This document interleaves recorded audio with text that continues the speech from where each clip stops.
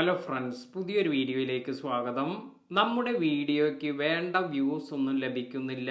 എന്തായിരിക്കും ഇതിന്റെ കാരണം? ഇതിനെക്കുറിച്ചാണ് ഇന്നത്തെ വീഡിയോയിൽ പറയുന്നത്. വീഡിയോയിലേക്ക് പോകുന്നതിന് മുമ്പ് കഴിഞ്ഞ വീഡിയോയ്ക്ക് എനിക്ക് വന്നിരിക്കുന്ന കമന്റിൽ നിന്നും ഒരാളെ പിക്ക് ചെയ്യുകയാണ്. അപ്പോൾ വിജയിയായി വന്നിരിക്കുന്നത് ഇവരാണ്. ഇവരുടെ ഡീറ്റെയിൽസ് ഞാൻ എൻ്റെ ചാനലിന്റെ ഡിസ്ക്രിപ്ഷനിൽ കൊടുക്കാം. അപ്പോൾ പരമാവധി എല്ലാവരും ഇവരുടെ ചാനൽ സപ്പോർട്ട് ചെയ്യുക. ഇതുപോലെ നിങ്ങളുടെ ചാനലിനും ഒരു ഫ്രീ പ്രൊമോഷൻ എല്ലാം ലഭിക്കുന്നതിന് വേണ്ടി എൻ്റെ ചാനൽ സബ്സ്ക്രൈബ് ചെയ്യുക, വീഡിയോ ലൈക്ക് ചെയ്യുക, അതുപോലെ വീഡിയോയ്ക്ക് ഒരു കമന്റ് നൽകുക. നമ്മുടെ വീഡിയോസിന് നല്ല വ്യൂസ് ഒന്നും ഇല്ലാത്തതിന്റെ പ്രധാന കാരണം അത് കറക്റ്റ് ഓഡിയൻസിലേക്ക് എത്താത്തതാണ്. ഒരുപാട് പേർ അവരുടെ ചാനലിൽ ചെയ്യുന്ന ഒരു മിസ്റ്റേക്കാണ്, ചാനലെല്ലാം ക്രിയേറ്റ് ചെയ്തു എന്നാൽ ചാനൽ കാറ്റഗറി ഒന്നും തന്നെ സെലക്ട് ചെയ്യാത്തത്. അതുപോലെ വീഡിയോ അപ്ലോഡ് ചെയ്യുമ്പോഴും കാറ്റഗറി ഒന്നും സെലക്ട് ചെയ്യാതെ വീഡിയോ അപ്ലോഡ് ചെയ്യും. ഇങ്ങനെ ചെയ്യുമ്പോൾ നമ്മുടെ വീഡിയോ ഇത് കറക്റ്റ് ഓഡിയൻസിലേക്ക് എത്തില്ല. അപ്പോൾ നമ്മൾ അപ്ലോഡ് ചെയ്യുന്ന വീഡിയോസിന് വ്യൂസ് എല്ലാം വരണമെങ്കിൽ നമ്മൾ ഈ ഒരു കാര്യം വളരെയധികം ശ്രദ്ധിക്കുക. ഇനി അടുത്ത ഒരു മിസ്റ്റേക്ക്, ഇത് ഒട്ടുമിക്ക പേരും ചെയ്യുന്ന ഒരു മിസ്റ്റേക്കാണ്. അതായത് നമ്മൾ വീഡിയോ അപ്ലോഡ് ചെയ്യുന്ന സമയത്ത് ടൈറ്റിൽ ഒന്നും കൊടുക്കാതെ വീഡിയോ അപ്ലോഡ് ചെയ്യും.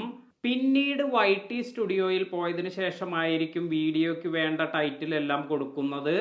എന്നാൽ ഇത് ഒരിക്കലും ചെയ്യാതിരിക്കുക. നമ്മൾ അപ്ലോഡ് ചെയ്യുമ്പോൾ തന്നെ നമ്മുടെ വീഡിയോയ്ക്ക് വേണ്ട ടൈറ്റിൽ കൊടുക്കുക. കാരണം നമ്മൾ എപ്പോഴാണോ വീഡിയോ അപ്ലോഡ് ചെയ്ത് തുടങ്ങുന്നത് അപ്പോൾ തന്നെ യൂട്യൂബ് നമ്മുടെ വീഡിയോ മാച്ച് ചെയ്ത് തുടങ്ങും. നമ്മുടെ വീഡിയോ എന്ത് വീഡിയോ ആണെന്നും ഇത് ആർക്കാണ് റെക്കമെൻഡ് ചെയ്യേണ്ടത് എന്നും യൂട്യൂബ് ചെക്ക് ചെയ്തുകൊണ്ടിരിക്കും.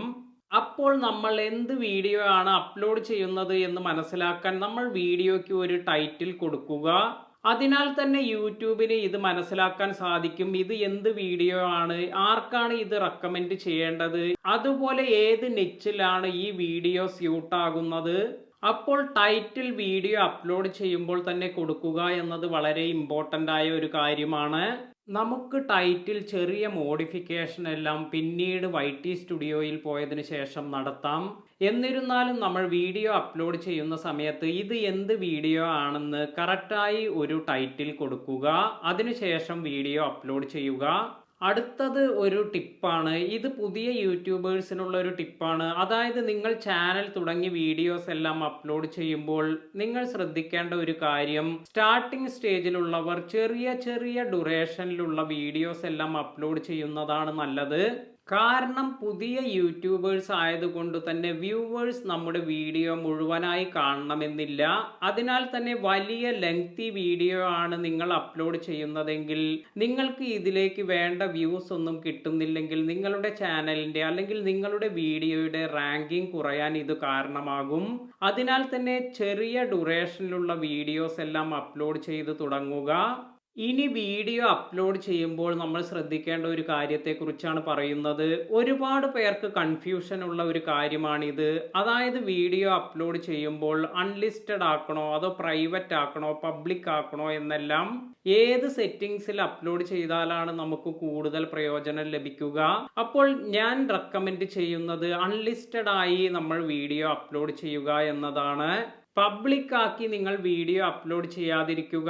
കാരണം നിങ്ങൾക്ക് ആ വീഡിയോസിൽ പിന്നെ വേറെ എന്തെങ്കിലും ചേഞ്ചസ് എല്ലാം ചെയ്യണമെങ്കിൽ നിങ്ങൾക്ക് അതിന് സാധിക്കില്ല. അതിനാൽ തന്നെ സെറ്റിംഗ്സ്, അതായത് നമ്മുടെ ഡിസ്ക്രിപ്ഷൻ ടാഗ്സ് ഒന്നും കറക്റ്റായി കൊടുത്തില്ല എങ്കിൽ നമ്മുടെ വീഡിയോ റാങ്കിങ് നഷ്ടമാകാൻ ഇത് കാരണമാകും. അതിനാൽ തന്നെ പബ്ലിക്കായി നിങ്ങൾ വീഡിയോ അപ്ലോഡ് ചെയ്യാതെ അൺലിസ്റ്റഡ് എന്ന ഓപ്ഷൻ സെലക്ട് ചെയ്ത് വീഡിയോ അപ്ലോഡ് ചെയ്യുക. അപ്പോൾ വീഡിയോ ഇഷ്ടമായി എന്ന് കരുതുന്നു. ഇഷ്ടമായെങ്കിൽ ലൈക്ക് ചെയ്യുക. ചാനൽ സബ്സ്ക്രൈബ് ചെയ്യാത്തവർ സബ്സ്ക്രൈബ് ചെയ്യുക. പുതിയ വീഡിയോയിൽ കാണാം.